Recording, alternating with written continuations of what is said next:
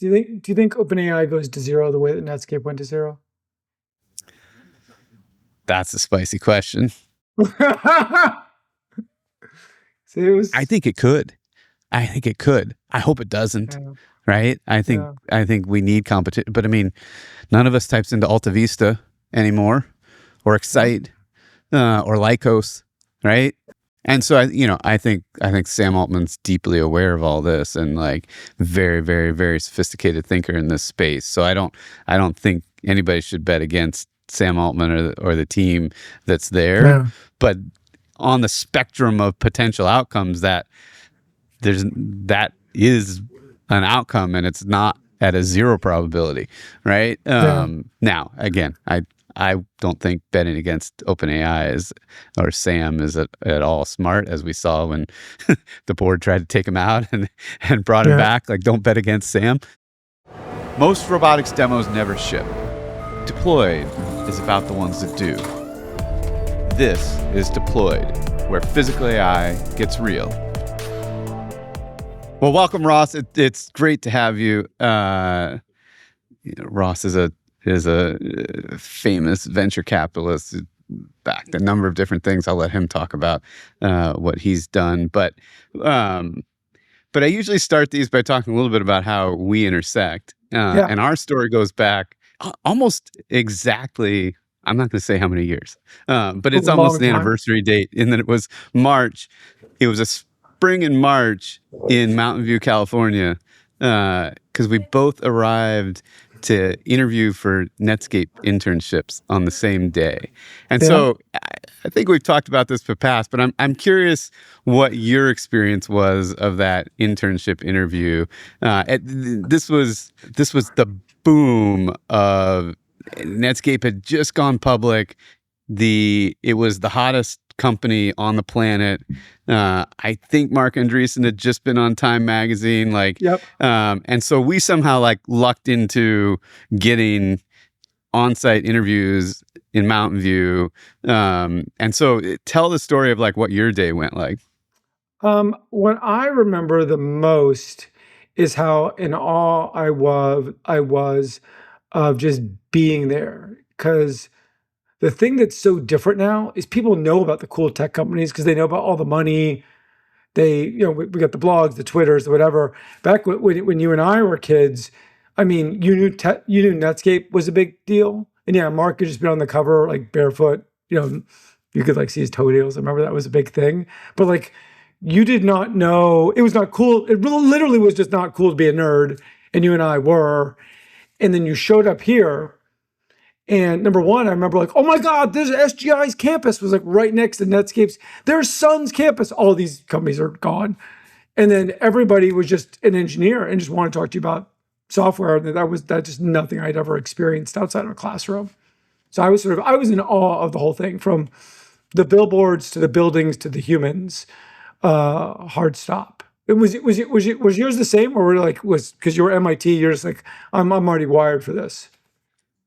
No, what I remember most was being shocked by the idea that it was 70 degrees and sunny in March. Because I grew up outside Syracuse, New York. It was never 70 degrees and sunny in March, and so it felt like paradise, right? I'm like, what is this place? What is this California thing? I had never been to California before, and then I remember it being just yes, I'd done a lot of interviews. I remember it being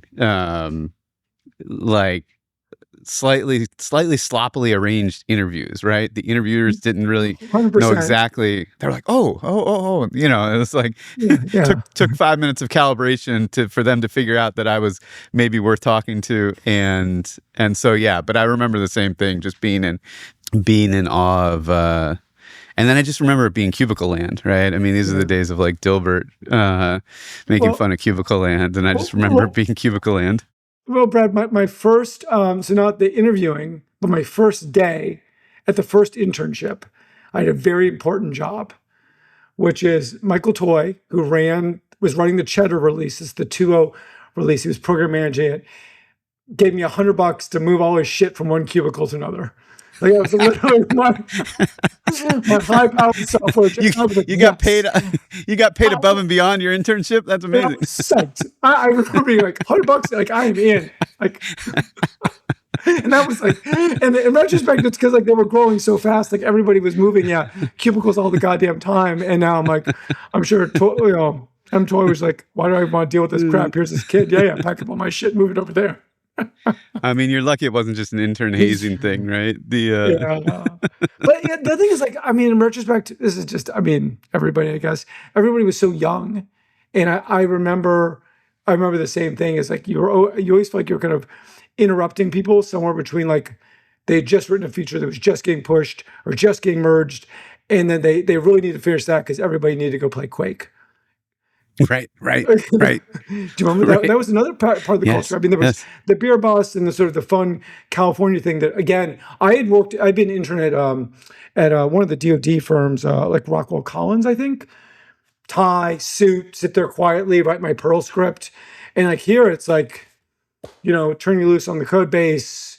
And yeah, go to the beer bus afterwards and make sure to stay around late because everybody was playing Quake. These are the early days of for those that didn't experience first person shooter, and you had this networked LAN, so you could like play Quake really fast, which you couldn't even do it at CMU where I went to school. So it was like the That's full funny. cultural experience. My previous internship was at Welch Allen, right? The medical devices, and it was the same thing. It was like you started at 7:30, and at 10 to 10:15 there was a break, right? And then from 12 to 12:30 there was lunch, and then like a buzzer sounded at 4 p.m. and like everybody walked out. It was like a shift, right? Yeah. Yeah, yeah. So it was definitely no. I remember that, and it's funny gaming. Like a lot of people, a lot of us nerds, right? Were into gaming, like Atari's, Nintendo, right? And so Quake was really like the next. Yeah, amazing. Well, so back up a little bit though. I mean, I mentioned I came through upstate New York, but you came up through Virginia, if I'm right, Yeah. right? And so give a little bit the backstory. Yeah, so I mean, my backstory is pretty simple, which is number one, and I got to come back to this like moment in time, this Revenge of the Nerds area. Like I was just a nerdy fat kid. I was doing software stuff, and I lived up and down the East Coast, and ultimately, had sort of two big influences in my sort of high school days around tech stuff. One was that I went to this magnet school, Thomas Jefferson. It's a really well thought of school, but it had just like lots of people doing electronics, I think breadboarding, lots of people doing super computing or using computers. We had an SGI, and so sort of a little bit of exposure to this coolness. I actually didn't grok all of it in retrospect, compared to other people, but like exposure. And then the second thing, I was in Northern Virginia, and my grandfather was very close to was Assistant Secretary of Defense under Kennedy and Johnson. Now, when I knew him, he was my grandfather. He was a bit older, but I was still very aware of him as a technologist. I mean, he spoke 12 languages, got a second PhD in Fermi. Like, we're not getting there intellectually, but I was very aware of him as a technical person. And so I had a lot of echoes of that positively. Like, when I wanted to buy a new computer, I had to pitch him on what I was going to go do with it. So, again, it wasn't like it is now, or you might sit with your kids and do a coding project, but like I was aware of technology. And so I was really excited.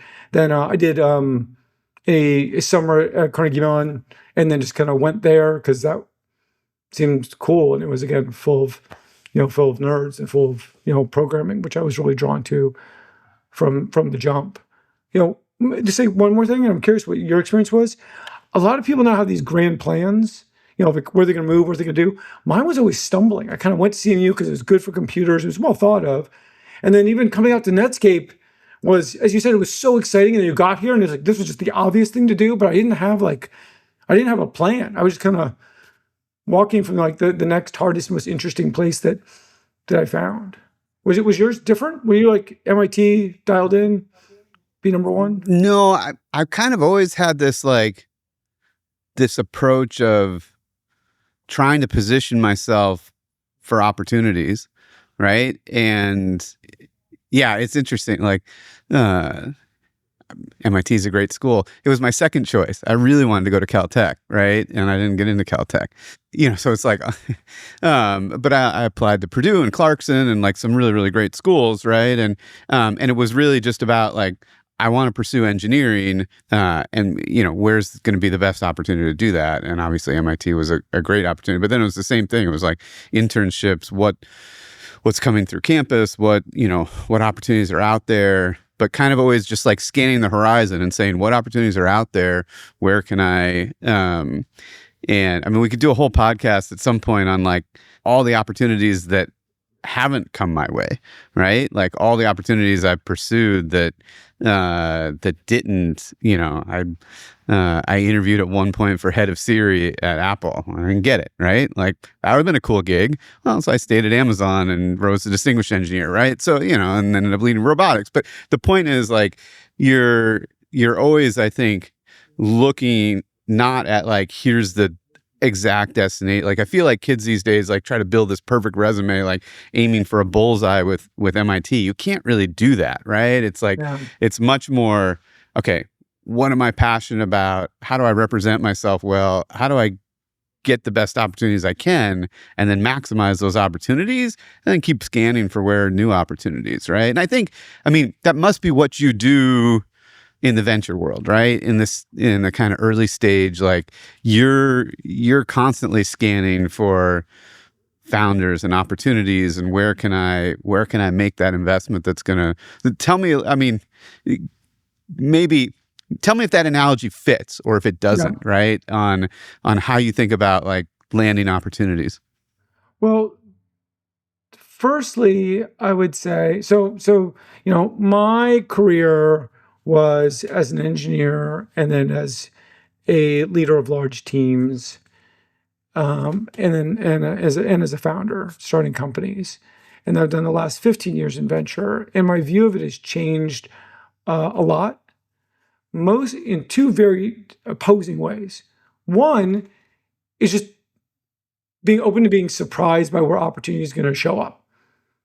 So a million years ago, I introduced the first two employees at Palantir, the big data company. Turns out that's probably the highest value thing maybe that I'll ever do. And it was by accident. And then I did that, and then I knew they were special. I could have hung around them. And when I started my first venture fund, Brad, when you start a first venture fund, you have to have a shtick. The execution is just execution, but you have to have a shtick. And the shtick that I knew was there was this company you'd never heard of called Palantir. We had all this office space in downtown Palo Alto, but otherwise very unknown at the time. And I knew it was full of all these great people. And I wanted to start a venture firm backing people coming out of there the way that people backed people out of the PayPal mafia. And that turned out to be correct. We backed 40 of those firms. Anduril is maybe the most famous. We were the first investor there. It's worth tens of billions of dollars. And another 30 of those companies are really remarkable. And so my first thought is sort of being open, just like you said, to kind of not quite serendipity, but I'm surprised sometimes how good things come together because you're in the right rooms with smart people, and you're, in my case, just trying to do good work. The second thing that I would say is really interesting in the venture side is then when something works, is just leaning into it as hard as goddamn possible. And that could be a network. Hey, there's going to be more of these Palantir people.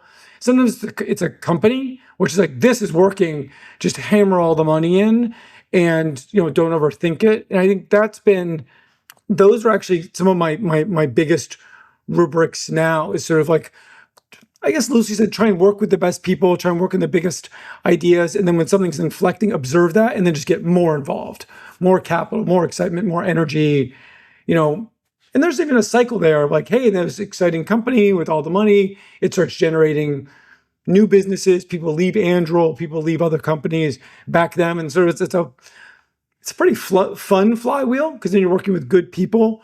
And typically the ideas are getting better and better as a result. So I feel like it's less scanning the horizon and observing, and more this it feels more like walking in network activities. And then when it's going, just realize it's working and just and try and go as fast as possible.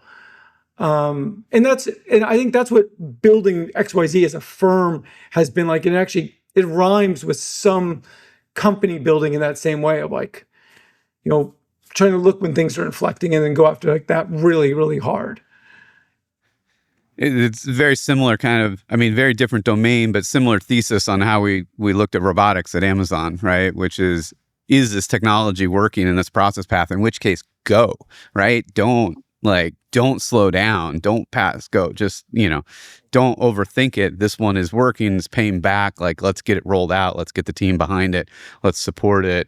And let's find more of those, right? And I think in the early stage venture space, it's tough, right? Like, you have to have a thesis around, great founders maybe come from these crucible environments, right? Where the culture really fosters innovation and entrepreneurship. In robotics, it was really like simple, like, does the math work, right? Does it pay back? And then if it does, just go, right? And it's fascinating. I like that kind of shortcuts to speed, right? Which don't, How does that? Could you give me an example of where that worked at Amazon? Because one of the things that I found so exciting, I think I shared this with you at the time with Cobot, was with Cobot, you gave this, or my paraphrasing was that we've built the best robots on the planet, but when we work with customers, those customers can't just use that robot to get the level of impact. They need to change their processes and probably need to change the robots because it's still pretty new, and they're going to come together. So we need people. What I remember is we don't want people that want to pilot our stuff and see if it's helpful. You want people to commit and build together to get hundreds of billions of dollars of value, not like, your robot works. And that reminded me of the Palantir forward deployed motion of like, hey, let's work deeply with a customer, figure out where the value is and deliver the value. So that seemed exciting. It was the same thing, or how did you know when that was working? Like in the Amazon example, how did you know when like, oh no, this is we should go all in on this? So it's fascinating because we developed a whole rubric for this, right? And at Cobot, we kind of teach this rubric with the Flywheel program. But when I first took on robotics at Amazon, I didn't know which robotics programs were good or not. And I had over 60 of them, and I could tell that like the organization didn't have a lot of conviction behind any of them. And they were all getting like dragged in the mud or the molasses because there wasn't conviction behind them. And so I remember going to my boss, Dave Clark, and saying, Dave, I don't know which of these programs is good or not, but I can tell you that like this yellow light phenomenon where we're like not in or not out, but we're kind of halfway in is not helping, right? Because it gives a green light to IT security and to everybody else to like slow it down, right? And when people can tell that there's not leadership conviction behind something, then they don't want to necessarily spend the time on it, and they don't want to hitch their wagon to something that doesn't have sponsorship. So they just kind of like pocket slow it down, right? Big company bureaucracy type stuff, right? And so the first thing we did is I said, I'm going to build a one-pager on each of these, like a product sheet on each of these programs. Bring a product sheet, picture what's the process path do, how much does it potentially save? And I said, Dave, we're going to come in a meeting with these 60 product sheets, and I want you to put them in 3 piles, right? One pile is like, I have conviction this can work. Another pile is, I don't think this is going to work. And a third pile is, I want more information. And Dave came out of that. He sorted through them, Amazon reading style, kind of like a library. He sorted through them all. We left that meeting with 14 programs. We had in that discussion killed about 50 programs because there was very little in the I need more information. And the reality is Dave had the best intuition for what was going to work in Amazon's network. He'd been doing it 20 years. Like he knew what could work, what couldn't. And then there was one program. So this was the foundation for the rest. There was one program where the team came back to me and said, Brad, we have a lot of conviction behind this program. And this was this conversion of kind of a mail sorter, shuttle sorter into an item singulation, item sortation system, right?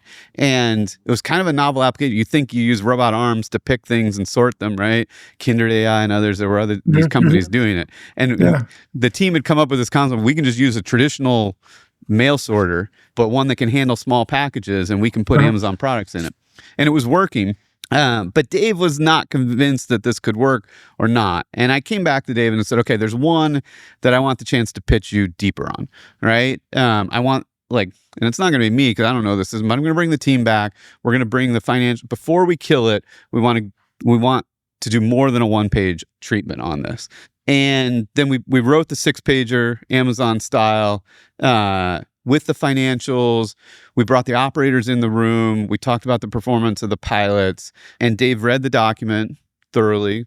Good Amazon trained executives read documents. By the way, it's almost we're going to come back to how AI has changed that, when my AI is just generating the fucking one pager and also just summarizing it. But the beauty of an Amazon executive, the people who pitch Amazon, I'll tell you, if you put a document in front of them, it's like they're just trained to read it, right? Yeah. And so if you want to plant information in Amazon's executive's head, put a document in front of them. Do not talk to them. Put a document in front of them, and they will absorb it because they're just trained to do that. Anyhow, he absorbed this document. He turned to the operators first, and he said, is this working in your system? Badge on the table, is this thing working for you? And the operator said, yeah, no, we really like it. He's like, no, really, he's like, yeah, no, we can see growing with this. So we had the operator buy in. Second, he turned to finance and he said, are the numbers in this right about what the scale and impact could be, right? Do you forget what the team championing this innovation is? Do you, finance, believe these numbers, right? And finance said, no, we work with the team. We produce these numbers. We stand behind these numbers. These are our assessment. And then Dave just sat back for a minute, kind of looking around the room, and he said, all right, well, then what this document tells me is that you guys are moving way too slowly on this program. Yeah. And so that became kind of the template and the foundation for how we approach things, which is make sure the finances work. Make sure the economics really, really work, right? I think the programs that haven't been successful at Amazon is because they got excited about the tech, right? Yeah. We always knew with sidewalk bots that the biggest question was whether people were going to come out to the door and but it took us longer to test that hypothesis. We probably could have tested that hypothesis with literally a cooler and having someone leave the cooler on the doorstep and see if they got it, right? We didn't need to build a whole robot to test that, but figuring out what drives the unit economics here in the spreadsheet. What do we have to believe has to be true for the economics to work? So that's first and foremost. And I think you can do that with a spreadsheet. I think you understand your operational path. You don't need to build a robot. You don't need to deploy a robot. You can do that from the math, right? And then it's, can we get it to work for the operators, right? And there I learned a lot of lessons about, how do you support operators, how do operators think about change, how do they think about introducing system. The number one rule there is make it better, right? If you make an operation worse, forget it. That will be the fastest organ rejection ever. But if you make it better, they adopt it. And then the third piece was, when you have that conviction and it's operationally working, don't wait. Right? Go fast. And I think as we work with customers right now, we see all three of these challenges and mistakes, right? We see people getting excited about the tech without doing the economics, right? We have a long ways, right? Many years, probably 5 to 10 years before really an industrial humanoid could even hit the price points that are going to work for folks, right? And so, you can get excited about that technology, but the economics don't work, in which case it's a fun demo to maybe tell your board or your investors or something, but it's not a needle mover for your business anytime soon, right? So that's one, is don't get too enamored by the tech. Ask yourself, can the economics really, really work? Two, get the operators engaged early and motivated and excited. And then 3, if it's working, go fast. And it's that third one that's actually, I've seen some organizations that are very good at 1 and 2, but then they're slow at number 3. Yeah. Like they have the analysis, they understand their process paths, they see that it can work, they have the operators on board and excited, and then something stalls and they're like, wait, we're not going to actually deploy this widely. That's death for robotics companies, but it's really a lost opportunity for enterprises. So years ago, we were investors in a strawberry picking robot. Long story short, strawberry picking robot 100% worked. Super hard to pick strawberries, and they were pretty dexterous at it at the time. So pre-AI stuff, but they'd done a good job. Worked real well, very successful yields. Driscoll loved it, and they're so excited. We're buying 3 of these things, and companies excited. They're buying 3. They're having great yields. And I'm like, motherfucker, why aren't you buying 300? Like, and the answer there was like, well, labor over here, and this farm doesn't like change, and these guys, the robot actually doesn't work on this slope. And you're like, to your point, it died. We just couldn't. You couldn't get enough momentum. And my diagnosis at the time was, because I'm 1,000-foot, 10,000-foot board level, was like, oh, they don't have the mission mandate. And I can't tell if it's like, did they not do enough of the math? Did they not? Well, they don't have the will. The company doesn't have the will. They don't want this benefit enough, assuming the benefit's really there. Yeah, so it's that mission mandate. I feel like that's your go fast piece of it. No, it's true. Well, so Palantir, Anduril, serving the government. Talk about that. I mean, obviously coming up through Virginia, Northern Virginia, you understand that environment, that culture a bit. Like, how does that work? Well, so it's interesting because I'm going to parallel to your robotics your robotics experience. Like, you've become top 10 world experts in this area. Not quite there, getting there in terms of learning on the government selling here. I was always passionate about building better products for the government because the government is huge. It just affects so many people. I believe in if the government has better technology, you have people are happier. You have more stable societies. You spend your tax dollars on the right things. So I have this kind of this excitement of working there, and it comes from my grandfather being the Assistant Secretary of Defense. I got to work on that some at Netscape, actually. I got to work on that then at Palantir. And over the last, 9 years here at XYZ, selling to the government and building companies that sell to the government have become core to our mission and our success. And it's a little bit similar to the story you just told about robotics, because I had the opportunity to work on those kinds of companies coming out of the Palantir network, because the people coming out of that network, they understood and they had successfully sold to the government.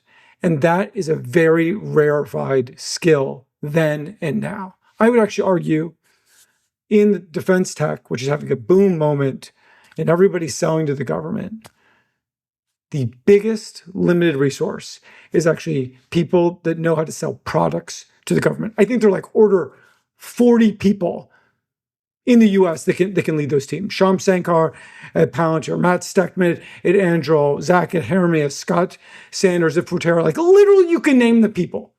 And there are a lot of other people trying to learn it, but other than that, by the way, there's tons of people that can go sell a services company, and they have a freaking epic house in Arlington, Virginia, and they make tons of money, but they do not build products and they do not build scalable solutions. And one of the things that I've learned as we've been building these companies is that was a huge component of success. It wasn't just the technologists. You had to have people that knew how to navigate the go-to-market. Second thing I would say about that is I'll steal from the CTO of Anduril, a guy named Gokul, had a real deep insight about success in selling products to the government. He said you have to have three things. You're going to like this because it's very similar. Number one, you have to have a thing operators want. If you don't make an operator's life better, if you don't make a warfighter safer, if you don't help someone make a decision faster, doesn't matter. If it has friction to get there, you're dead, just dead. Yep. Second thing is you have to have a mission mandate. And so this is just someone has to care for this. I got an amazing thing in it, that's going to impact, AFWorks, just, the thing has to matter. So I'm helping us prepare for a large conflict in Asia. Super interesting. I'm responding to what we're learning is how ground wars are going to be fought with drones. Super interesting. A lot of other stuff not interesting. You have to have a mission mandate. The third thing is you have to have a contract vehicle. You have to have some place that when an operator wants something, there's a mission need, that there's a contract that it can go through. It's similar but different than the financial argument. But it's similar, and you got to get a different set of people bought in because those groups are completely they're separate, and you have to find alignment to do that. So then your product will move because you've got the mandate, operators need it, and you get the contract. But if you don't have one of those, you're just grinding. It's a complete fail. You have to get all three, and that's been once we learned that, it really changed how we looked at essentially like all government companies. Is we're trying to figure out those things, and it's shocking how fast that weeds out things that aren't going to scale in terms of like build a big TAM, because you can see like a small one of those, but it's just not ubiquitous. The need or the mission or the mandate, or and especially like this thing's just a science project that they don't know how to do that work, and that's it's exciting because once you've got this good rubric, then you can run a process. And as we talk to companies, this is what we're looking for, or in finding all three, or finding two of them and helping them build the third, and then believing that company is gonna work and we can go invest in it. But it's a lot of lived experience building those kinds of companies. Well, and I think it's fascinating. I mean, it's fascinating these different organizing models for how to allocate money, right? In that, we think about, in traditional medic or other, who's the financial buyer, right? And then, is the financial buyer going to approve buying this? The fascinating thing in the government is they approve buying something before they know what the something is, right? And so if you bring them something new, there's no vehicle, as you point out, necessarily to acquire that thing, right? Because you don't bring a product, pitch it, and then they say, yes, I want to buy that, right? Yeah. There's a budget over here, and then there's a solution. A budget that over got set time, a year ago or 2 years ago. And, there's not like a thing you can just capture and hit today. Yeah.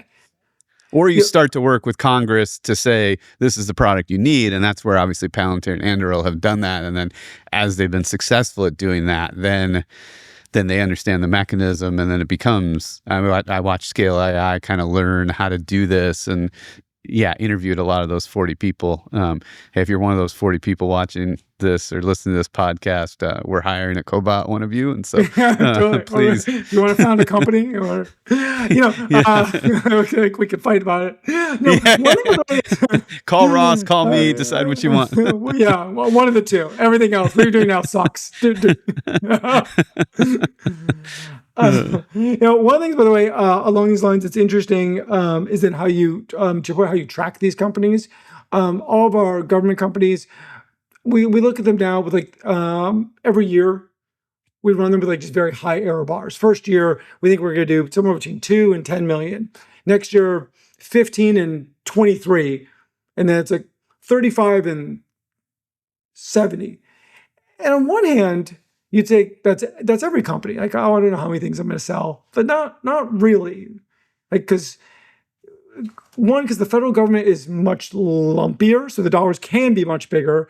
And what we've seen is, to your point, you don't know which programs are going to accelerate. So what's going on below those error bars is, hey, we're doing 9 contracts, whether they're SIBRs or these one-offs, or just small things, $200K, $1 million, whatever. And we have a theory that next year you know, two of those are going to really expand. One of those is going to repeat, and maybe it's going to repeat a little bit bigger. Two of them are just going to go away. One of them we know is going to go away because it's really just a technical evidence point that lets us do the next thing. So, and then you kind of like play it forward. And it's interesting to me because it's a rubric for planning in these federal companies. It's, again, very different than, I know, a traditional enterprise process, but it lets you absorb a lot more uncertainty and then like accelerate when it shows up or when opportunity shows up. I mean, even at Amazon scale, Amazon was affected by these swings, right? The Jedi contract, like winning it and then losing it and then getting tied up in it, right? And I think that was like a $10 billion contract or something. So that's still a swing at a company at Amazon size, right? And so, yeah, no, it's fascinating. I hadn't thought exactly about the error bars side of it, because you're right, the numbers are big, such that if you do succeed, right? I think Scale, won a $90 million 3-year contract, right? That was a needle mover for that company for sure. And then, Brad, have sympathy for the great young founder, or sorry, the great young VC, or not so young, who's like, I got to get on this defense federal thing, whether Anduril or Scale or whatever, and they're like trying to think about this business. Like, I know it's super exciting. You have 4 million in bookings, and next year you said you're going to do 40. And boy, who do I even call to find out that's going to happen? And the buyer won't actually talk to you, and half of it is in a secure purchasing book you can't even see, and you're just, so these rubrics are they're really helpful to try and manage these very complex environments that really reflect the same thing that you were just talking about doing with robotics and planning, right? You're trying to figure out the customer and the company are trying to do this together. Right. And I mean, Palantir is a great company, but it wasn't an overnight success, right? Oh, good God. It was 3 years to the first dollar. Yeah. Yeah. And Anduril wasn't an overnight success either, which is like Anduril, two things. First year, Anduril, people don't understand about Anduril. Anduril is actually incredible at prototyping stuff. It's the exact same story, Brad, that we just talked about. They're incredible at prototyping stuff, firefighting Humvee, autonomous helicopter, whatever it is. And then when things click, hey, we can make a drone that smashes into another drone, and we need a counter UAV solution right now, because the only way you can shoot down drones, the only way you can stop drones is like a bunch of Marines with a shotgun. It just rips. So you're basically doing this discovery process, and then when something has a fit, you can lean into it hard. And Anduril was incredible at that. But that also took years. So like the first, I can't remember if it's 2 or 3 years, we didn't sell anything to the DoD. We only sold to Homeland Security. And it's for a whole bunch of reasons, but it wasn't obvious. The capital side of that, by the way, Anduril is one of the hotter companies in the world right now. We got some Anthropic, we got some OpenAI, but Anduril's up there. And first couple of years, I could not get Sequoia to take a meeting.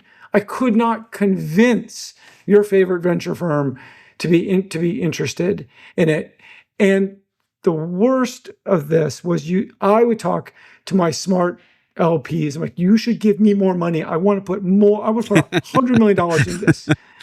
And they were super plugged in. So they would call former sec dev chiefs, and all those people would say, that won't work. But that's the only way you win. It's like, you have to do the different, anyway,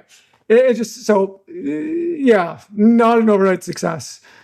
Not an overnight success. And Palantir was that, but everything took longer. 3 years to first dollar, figuring out what something that matters, went public on the promise of a lot of bookings, and, was still fixing its margins, a bunch of stuff. So it's like, man, it's all a freaking journey. By the way, again, company building, firm building, same thing. I have the benefit of some success where now I can enjoy patience. It's like, well, I'm pretty sure this is the best person in the world to do this. I'm pretty sure this is the right idea, and the wave is showing up. And, I'm just going to wait, and this is going to fucking work. And right. That's a new lesson I've learned in venture. No, I mean, we've talked about this in the robotics space, right? There's a lot of forces that are going to pull people in robotics, but right now, that adoption, everyone's learning those patterns we learned at Amazon and trying to figure them out, right? And yet still like either slow to get conviction, so they're testing a lot of things, and or it does work and the findings do work, but then they like something caused the organization to balk or resist, right? Well, so we're in this AI craziness, right? I mean, it's pretty incredible, Claude Code and what's going on. The question I get sometimes, and I'm curious how you answer this, is, does this feel like the .com craziness? And I have a mixed answer to that. I'm curious though how you think about comparing our like kind of Netscape era with the modern AI era.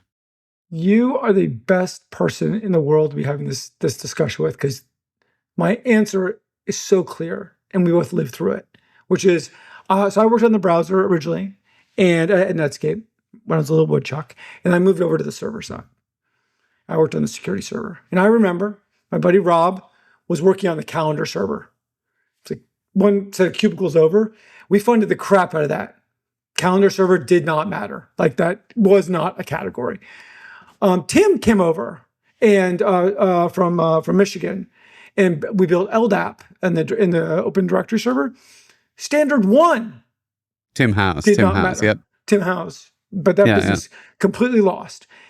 And meanwhile, there was a group, I can't even remember their name because they did not matter, and they were running the proxy server team. And I think we actually sold it. And that was the beginning of like, I don't know, how big is the CDN business now? A $5 billion in revenue a year? 8? Like, so I think Netscape reminds me of very much of the AI times, because you can't tell where the opportunity necessarily is. The same way, one of the things that people don't know is that you were on the tip of the spear. I think it was you and Mark. Like, no, the website is what matters. And like that inflection, for those that don't know, you can tell better, we're busy building browsers and servers and, again, not knowing what to build. And then meanwhile, the homepage was the thing to go build. And I think we're firmly in that part. Like the homepage has not shown up. We don't know, somewhere among the portfolio, among the companies, is the proxy server. That's a whole industry that's emerging. And there's a whole bunch of other stuff that's just going to go away because it doesn't matter, is going to get done by the hyperscalers and just going to be like, oh, of course I get a calendar. I mean, it just comes to my mail server, right? Duh. You know, and so that's what it feels like to me, is that we're still, you gotta believe you're in a discovery motion to try and find that. Right. Oh, and of course, it's changing so quickly. Like, this is not on a year's basis. This is, everyone knows the world's wildly different now since December, because Claude Code is so much different. And then if the new agent teams thing works, that's going to change. That's going to change workflow. But we don't know, because that came out 2 weeks ago. So I'm just playing with it.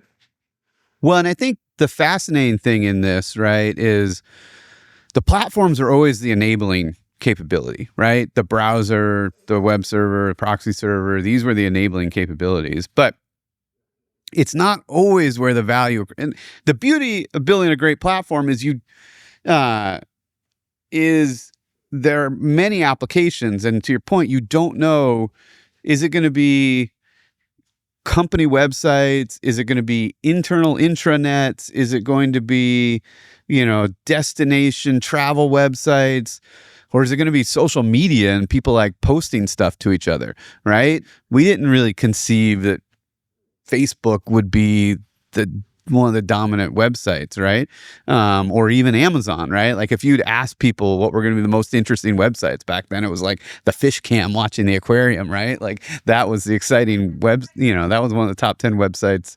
And we don't watch aquariums on our web browsers anymore. But it doesn't always mean that the value accretes at that layer, right? If you don't figure out kind of the browser, Netscape just struggled to figure out the monetization model other than selling seats. And then when Microsoft came along and just gave away seats, right? And and then it's interesting, like Mozilla was ultimately funded by search through the browser toolbar, right? Google kept paying for basically access to Firefox's search toolbar. And so that's how, that's where the ultimate value in the browser was you have a command line to the internet. If you control that command line, you can monetize that command line.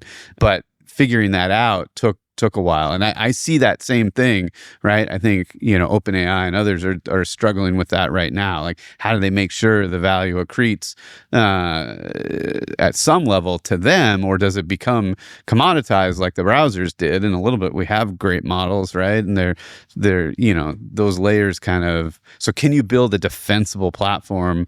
Obviously, I think, Amazon did very well with AWS. I think they're great examples where you can build a defensible platform that you monetize in a serious way, but you have to be really intentional about how to do that. Do you think OpenAI goes to zero the way that Netscape went to zero? That's a spicy question. I think it could. I hope it doesn't. Yeah. Right? I think we need competition. But I mean, none of us types into Alta Vista anymore, or Excite, or Lycos, right? I mean, there's one dominant, and so I think Sam Altman's deeply aware of all this, and like very, very, very sophisticated thinker in this space. So I don't think anybody should bet against Sam Altman or the team that's there. Yeah. But on the spectrum of potential outcomes, that is an outcome, and it's not at a zero probability, right? Now, again, I don't think betting against OpenAI or Sam is at all smart, as we saw when the board tried to take him out and brought him back. Like, don't bet against Sam. But I don't envy the position he's in.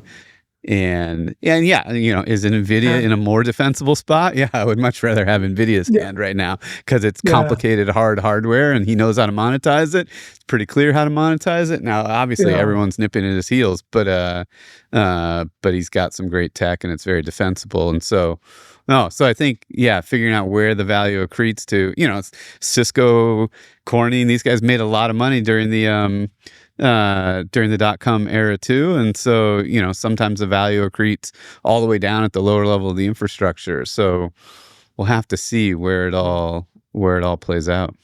I've been also fascinated in my thinking about this, is thinking about the importance, to your point about Sam, of just execution and management execution. Like, if you look at Anthropic in the last 2 years, it's just incredible execution. Yeah, the models got better, but they hired a great sales leader from ServiceNow, got in this really interesting position around enterprise products, so that when Claude Code came out, it wasn't just like, Cursor.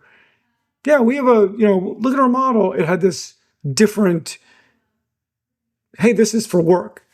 And we'll see how that plays out. I was talking to somebody last night, similarly, I was like, well, maybe OpenAI, Gemini's gonna be just as good. Gemini's in my browser. They're able to smother OpenAI. Why would you pay for this? You get it for free. Done. Google wins. On the other hand, maybe him and Ives goes, we're living in a world 2 years from now. We're like, what do you mean you don't have your OpenAI pin or device or something, speaker that's sitting here every day? And of course, that's how you get all of the thing. And then they eat, Apple or something. I just, all to say is, I think we're in a time now where I think we've exited the oh my God magic part, and it's really interesting to see where does execution take us, and growth take. All the way just to kind of hang back in this Netscape way back machine mode. There are things I think in retrospect Netscape could have done, and arguably, I wasn't in these rooms. Arguably, this is the reason AOL bought it for $1 billion back then. But it could have done not, to at least be Yahoo, if not eventually become Google. The whole search thing was a whole other journey, but like Right. that, the execution could have got you to that, could have got you that place. And I think about that a lot now, especially as we have companies in our own portfolio. We don't have Anthropic or OpenAI because I'm bad at my job, but we have others where I could say, oh, the difference between this thing being 5 and 50 billion is execution of the team. And frankly, that's exciting. Where it's not like it's not a question like, hey, is this going to be a meme stock? It's like, oh no, if we do 2 more turns and build like a new product, we're going to be 50, not 5, or something like that. And that's a new kind of excitement for me to be thinking about with some of these teams. And it goes back to the same analysis of like, okay, because now it's not one product do you want to sell it, it's these, there's 3 or 4 different constituencies, and you're trying to do the equivalent of like read the papers as a board member, or certainly as the CEO doing the real work, and make those choices. And I think the same way that I see those companies don't know and they're trying to make their best decision, I imagine Sam and everybody else is like, you don't know, but you're just trying to make your best decision. I find that it's a really interesting time period to watch these businesses to develop. And I frankly think robotics is like one click behind that exact same moment when Cobot, it's we're worth 50 billion, and now we're making choices that are like, how are we gonna get 500 billion or whatever, what's our pathing to do that, versus I don't know, whoever's our competitor at some future point, Tesla, or I don't know who builds stuff. So as we start to wrap up in this podcast, I always try to ask this one question, and I'm still trying to figure out how to frame it so it doesn't feel a little awkward. But usually I like to share a little bit about, I've known you for a long time now. A little bit about what I think makes you unique, and I think curious your take on what makes me unique. And we didn't prep on this, so it's going to be slightly embarrassing for both of us. But I think for you, Ross, the thing that always stood out to me was like you've always been a very creative thinker, right? And creative in trying to think about like not just the technology, but the end-to-end, like how is the user going to experience this, right? And I mean, I remember even very early conversations in our internship days, and then when we worked together at Tell Me, where you were like passionate that, hey, this could work better for the users in this way if we, and I also remember at Tell Me sometimes it's like, hey, we're grinding on this platform thing, like some of these, but like your product thinking. We now call it product thinking, right? Like I think we didn't have as much of a term for it then because it was like very segmented, right? You have user studies and you have, and you were always thinking like deeply about the fusion of all of that. Obviously, as we have this conversation, it's like expanded significantly, not just like the product, but also how does the buyer buy it, and how do the sales cycles work, and how big are those error bars, and like how does a founding team earn the right to win? But that to me has always been like the seed of where I thought you came at things a little bit differently, always with that like deep product lens. That's very kind. That's a very kind view. It is. I'm not even sure if this is the pattern, but I want to repeat the question and tell you, or the answer about you. And I have to start by saying that I just find your work so, because we know each other so well over the years, just so fundamentally inspiring. And it's really, I think it's 2 things. One's very obvious, which is like you're consistently one of, if not the smartest person technology-wise in the room. And the technology is not like, oh, I get how this actuator works. It's like, no, I get it all the way down. Like, we're going to do 5 whys. I'm going to tell you about what happened with the materials. I know I had to learn that. And so it's that depth. The second thing that because I've seen you in a lot of different environments, I think you care then.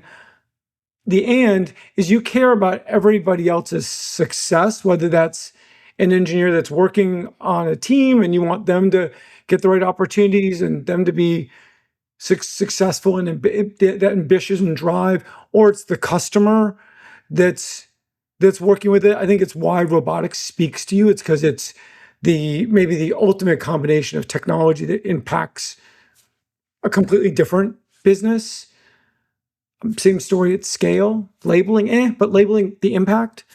And I think you have that consistent, it's not like everybody to win, it's like everyone to be successful in what they're doing. And then I think that makes you a great leader. It means that you're thinking about that when you have capital partners, like, okay, everyone should be making money here, all those things.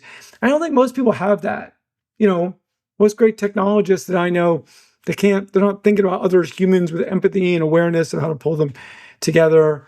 And a lot of people that have that other skill, they can't go all the way to the bottom. And I think that unification, there's just problems in the world that you're uniquely able to go do and build. And then, as you said before, you're thoughtful about picking those. And I think the world benefits as a result. No, And you're I've kind. thought a lot about I'm like philosophically deeply positive sum, right? I believe Yeah. technology is like deeply positive sum for society if we do it right, right? And so the idea that we should be in some kind of fierce resource competition, it never kind of makes sense. But I think it's because I grew up in this like small town of 250 people, right? In brutal upstate New York winters, farm country, like you helped each other plow each other's driveway, right? And Yeah. because that's just what you did, right? Because you were trying to make the community better. There was no like, I'm trying to be better than my neighbor. It's like my neighbor is fighting against the snow just like I am, right? Like Yeah. that's, and so no, but I'm appreciative that you've seen that come through in my work. I think it is something I believe really passionately about, and I think we've seen society, become deeply better. Now, it also pains me in places where it hasn't, right? And so how do we improve that is always kind of in the back of my mind. But I think it's through technology as well. And so, well, Ross, this has been Yeah. amazing conversation. Always enjoy our conversations, and thank you for taking the time to do it. Any last comments you wanted to add? No, yeah, the only thing I can't resist myself saying is that I enjoy this because of your ending thought, which is like, I think you got so much empathy, and like in purpose in what you're building stuff. And a funny thing right now with all of the numbers going up and be the next NVIDIA, be the next OpenAI, I feel like we've lost everything is always about this revenue and how we're chasing it faster, but this purpose of I'm building products for these reasons, these people, I think it's where the biggest things come from. And shit, it's the thing that I enjoy the most. So it's like, I don't know, that's the reason we've always got along and close. And it's just fun to do this together because of that. So thank you. Awesome. Yeah, we have a tagline: the future's more alive with the help of robots. And so, Oh, I've not heard that. I like that. awesome. Thank you so much, Cool. Ross. And yeah, have a great day. Thanks, man.